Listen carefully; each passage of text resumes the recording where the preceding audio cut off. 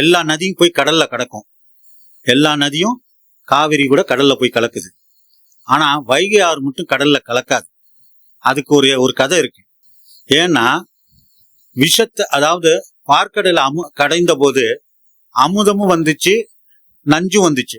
அப்ப சிவபெருமான் என்ன பண்ணாரு, அந்த நஞ்சுண்ட விஷத்தை குடிச்சாரு. அப்ப அந்த கடல் நினைச்சுச்சான், என்னுடைய சிவபெருமான் நஞ்சுண்ட வச்சிட்டீங்க, அதாவது நஞ்ச நீங்க குடிக்க வச்சிட்டீங்க அப்படின்னு வைகை நதி நினைச்சுச்சான். அப்ப மதுரையில் இருக்க வைகை நதி கடல்ல போய் கலக்காது. உலகத்திலேயே நதி கடக்காத ஒரே நதி அது வைகை நதி. அது கடல்ல போய் கலக்காது. கோயில் விழாக்கள இறைவன் வாகனத்துல வருவார். அந்த வாகனம் ஒவ்வொருக்கும் விசேஷம் உண்டு. இப்ப சிவன் நந்தி வாகனத்துல வருவார். பெருமாள் கருட வாகனத்துல வருவார். துர்க்கை சிங்க வாகனத்துல வருவாங்க. அது ஐயப்பன் புலி வாகனத்துல வருவார். மன்மதன் கிளி வாகனத்துல வருவாங்க. சரஸ்வதி அன்ன வாகனத்துல வருவாங்க. பைரவர் நாய் வாகனத்துல வருவார்.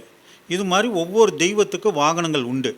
அந்த வாகனத்தில் தான் கோயில் விழாக்களில் உற்சவர் அதில் தான் வருவார். தெருவில் வரும் போல் விழாக்களில் ஒவ்வொரு வாகனத்துலேயும் இறைவன் அந்த வாகனத்தில் தான் உற்சவர் திருவிழாக்களை வருவார். இந்த வாகனத்தை நம்ம தரிசிச்சோம், இறைவனோடு தரிசிச்சோம், ரொம்ப விசேஷம். உதாரணமாக சொல்லப்போனால் ரிஷப நந்தின்னு ஒன்று இருக்குது. இது மாதிரி ஒரு சில கோயிலில் உண்டு. அந்த ரிஷப நந்தியில் வருவார். அந்த மாதிரி வாகனத்தோடு இல்லை சிவனை நம்ம வழிபடும் போது நம்மளுக்கு வாழ்க்கை நன்மைகள், முன்னேற்றங்கள் எல்லாம் ஏற்படும். எல்லோருக்கும் தெரியும், பெருமாள் கோயிலில் காலைல எந்திரிச்சோன்னே கௌசல்யா சுப்ரதாதம் எல்லாரும் அந்த பாட்டு எல்லாரும் ஒலிப்பாங்க. கோயிலில் ஒலிப்பது உண்டு. திருப்பதியில் காலையில் சுப்ரபாத சேவைன்னு ஒன்று உண்டு. அதே மாதிரி இந்த கௌசல்யா சுப்ரபாதம் எப்படி உருவாச்சு, இதுக்கு ஒரு கதை இருக்கு. விஸ்வாமித்திரர் என்ன பண்றாரு, ராமர் லட்சுமணி சீதையை கூட்டிக்கிட்டு சரபு நதியில போய் இரவுல போய் தங்குறாரு. அந்த இரவு நதியில போய் அவர் தங்கும் பொழுது காலையில எந்திரிச்சோன்ன ராமரை கூப்பிட்டு கௌசல்யா சுப்ரதான்னு சொல்லி எழுப்புறாரு. அப்ப ராமர் கேட்கிறாராம், நீங்க ஏன் கௌசல்யா சுப்ரதாதன் என்று சொல்றீங்க, ஏன் வேற எதையும் நீங்க சொல்லலன்னு அப்படி விஸ்வாமித்திரரை பார்த்து கேட்கிறாரு. அப்ப விஸ்வாமித்திரர் சொல்றாராம், நான் ஒரு பெண்ணோட பேர் கௌசல்யான்னு சொன்னேன். வீட்டுல பெரும்பாலும் பிள்ளைகள் தூங்குனாங்கன்னா காலையை எழுப்புவது அம்மா தான், தாய்மார்கள் தான். இந்த அம்மாக்கள் தான் பிள்ளை எழுப்புவாங்க. லேட் ஆயிடுச்சு, நீ எந்திரிக்கணும், அடிப்படையில் நான் கௌசல்யான்னு என்று சொன்னேன். அது மட்டும் இல்லாம நம்ம காட்டுக்கு வனவாசம் போறதுக்கு உங்க அப்பா தடுத்தாரு, எல்லாரும் தடுத்தாங்க. ஆனா கௌசல்யா மட்டும் தடுக்கல.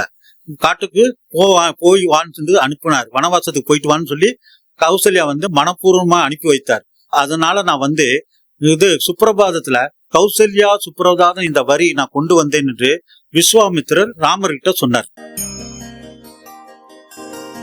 பொதுவா கோயில்ல கூட்டு பிரார்த்தனை பண்ணுவாங்க. இந்த கூட்டு பிரார்த்தனையோட வேல்யூ என்னன்னு தெரியுமா, இதோட மகிமை என்னன்னு தெரியும்னா, இப்ப கோயில்ல மணி அடிப்பாங்க. கோயில் மணி அடிப்பாங்க. அந்த மணியோட சத்தம் எங்க போவோம், பல ஊருக்கும் போவோம், பல ஏரியாவுக்கும் போவோம். அந்த அளவுக்கு அந்த சத்தம் போகும். அப்ப நம்ம கூட்டு பிரார்த்தனை பண்ணும் போல நம்மளுடைய வலிமை அதோட சத்தம் பல தூரத்துக்கு போகும். இப்போ ஒருத்தர் கோயிலுக்கு வர முடியல, ஆனா நம்ம கூட்டு பிரார்த்தனை பண்ணும் போல அதோட பலன் ஒருத்தர் நோய்வாய்ப்பட்டு இருந்தா கூட அவருக்கு அந்த இடத்துல அவருக்கு போய் சேரும். தனி மனிதனா நின்று பிரார்த்தனை பண்ணுவதை விட கோயில்ல கூட்டு பிரார்த்தனை பண்ணுவது மிக மிக முக்கியம். அதோட சக்தி அதிகம்.